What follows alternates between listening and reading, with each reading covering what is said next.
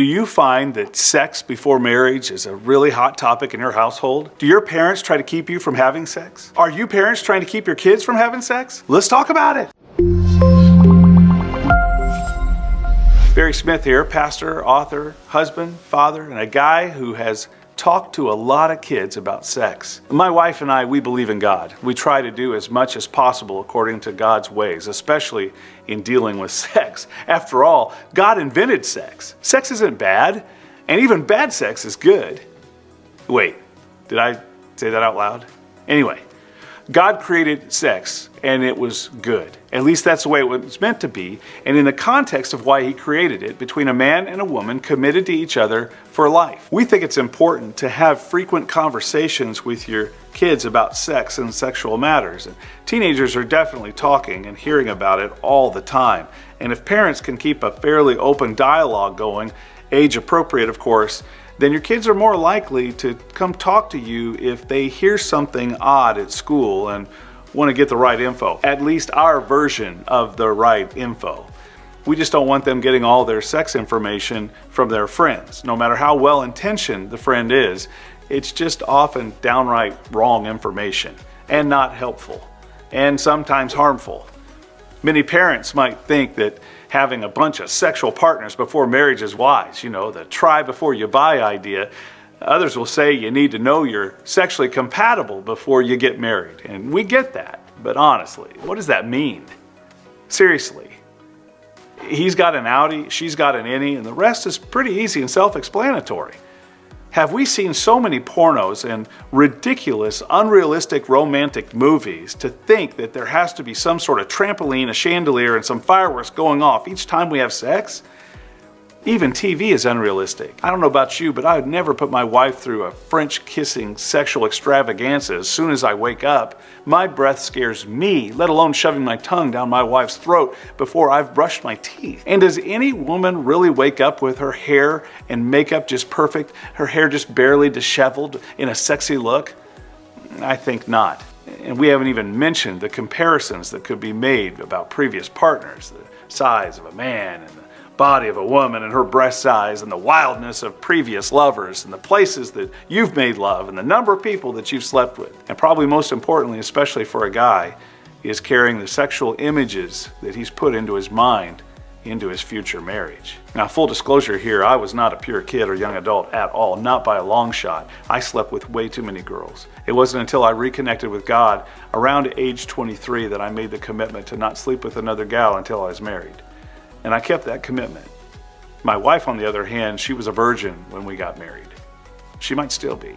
No, I'm just kidding. But she barely kissed a guy, even one guy, before I corrupted her. I mean, before we dated and eventually got married. And she was awesome and normal. A cheerleader, the president of her freshman class in college.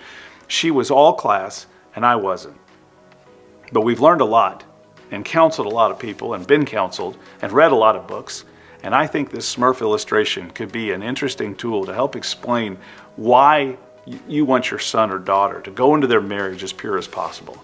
So with that introduction, here's the Smurf talk that I've given to my kids and to numerous teenagers as a pastor, and even a couple summers ago to about 30 or 40 of my kids' friends at a pool party in our backyard.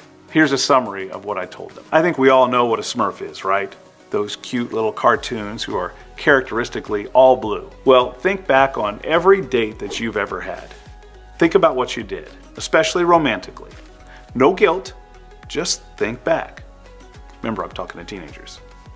Now, imagine if your hands were Smurf blue, and every place that you touched your boyfriend or girlfriend with your hands permanently turned blue. For instance, if I was a boy and held my girlfriend's hand, both of our hands are now permanently blue. If he put his hand on the small of her back, it's now blue forever. And if he touched your arm or your legs or your upper area or your lower bodies in places that heavy petting normally leads us to, it's all blue forever. Okay, Barry, I get it. But what's the big deal? We're all blue. Okay, so now imagine it's your wedding night. You've dated, you've fallen in love, the rehearsal dinner is behind you, the ceremony and reception are all over, and now you go back to your hotel and it's time to consummate the marriage. You get undressed and look at the man or woman of your dreams standing in front of you, completely naked, and they're completely blue, their whole body, because they've been touched all over by other people. How does that make you feel? Now, this is obviously pretend because none of you teenagers are married, but in the future, if your spouse were to be completely blue, standing in front of you, because of all the people that had been there and done that, how would that make you feel? Now, let me pause the story right here for just a second. This is where I just stopped and listened. And not one kid has ever said, "That'd be awesome. My husband is experienced. He's going to show me what's up." And I've never heard a young man say, "That's fantastic. I'm so glad my wife has sown her wild oats and every part of her body has been explored numerous times. Yay, she's broken in. We don't have to fool with all that first time stuff." I've never heard that. Instead, what I hear is, "Well, that would make me sad. I'd feel bad because I'm not the only one for them." Now, parents, if that's you listening, this isn't to make any of you feel guilty about your past. In fact, this isn't about you. It's about how you're raising your kids. And if you think this is absurd, that's totally cool. I'm perfectly fine with us disagreeing. It's your life and they're your kids, and your job is to raise them any way that you think they should go. We can still be friends. But for me and Tammy, we hope that both of our kids will go into their wedding night as blue-free as possible. So, all right, back to the illustration. This is how I challenged the kids after I'd shared the Smurf story with them and heard back from them. Okay, so right now, some of you are thinking, "Crap, I'm already so blue. I'll never be able to be blue-free for my spouse." I'm telling them that may be true, but life's all about second chances and third chances. What's important is today and tomorrow, not yesterday. And for those of you who are feeling bad, the first thing to do is to forgive yourself. This isn't meant to bring guilt about our past, quite the opposite. It's meant to give you a bright future. So forgive yourself and then commit to a sort of second virginity. It'll never be an actual physical virginity. That's silly, but more of a mental one.